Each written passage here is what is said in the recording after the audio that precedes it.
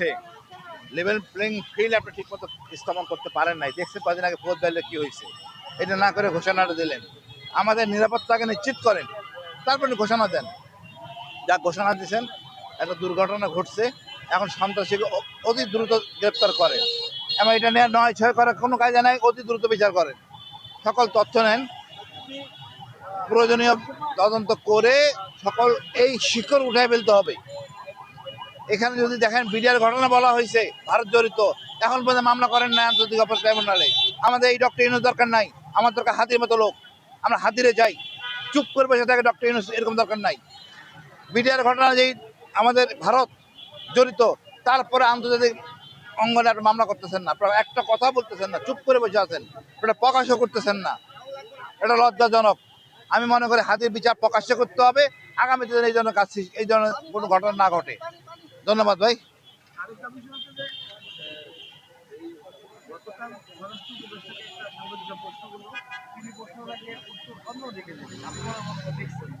আপনি বলেন, প্রশ্ন বলেন।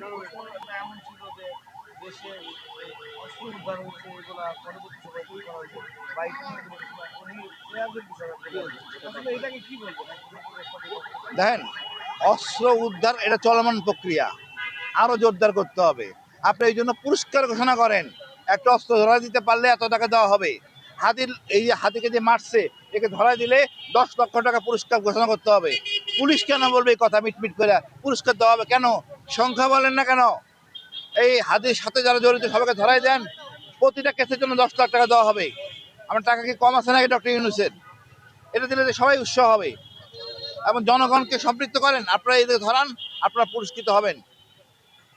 সন্ত্রাসী আমাদের দেশে আমরা রাখবো না, আর ভারত প্রেমী বাংলাদেশে থাকবে না। ওইসব সুশীল আমার দরকার নাই। আমরা নিজেরা নিজের পয়সা খাই, আমরা কম খাবো, একবেলা খাবো, ভারত আনুগত্য করবো না। আমাদের যথেষ্ট সম্পদ আছে, কেউ আমাদের দয়া করে না, কাজ করে খাই।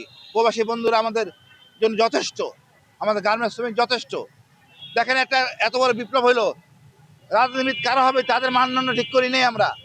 তাদের রাজকের প্লট বাতিল করে মানে দেওয়া হবে না, উন্নয়ন থাকবে না। তাদের জন্য বলা উচিত ছিল ডিউটি ফ্রি গাড়ি থাকবে না, এগুলি কিছুই করেন নাই। যে ইলাও সেই কদু। তো ডক্টর ইউনূস আমার কি দরকার? আমার দরকার হাতির মতো লোক। আমরা বলবো আমাদের আরো হাজি হইতে হবে, সবাইকে হাজি হইতে হবে, সবাইকে এক বাক্যে বলতে হবে ভারত আমাদের একমাত্র শত্রু, আজীবন শত্রু। বাচ্চাকে শিখাবেন, বাপ বাচ্চাকে বলবে, বাচ্চা তার বন্ধু বান্ধব বলবে। আমাদের এইটা ধারণ করতে পারে, আমাদের এটা আমাদের দেশপ্রেম। ভারত আমার শত্রু, এটাই আমার দেশপ্রেম। ধন্যবাদ ভাই।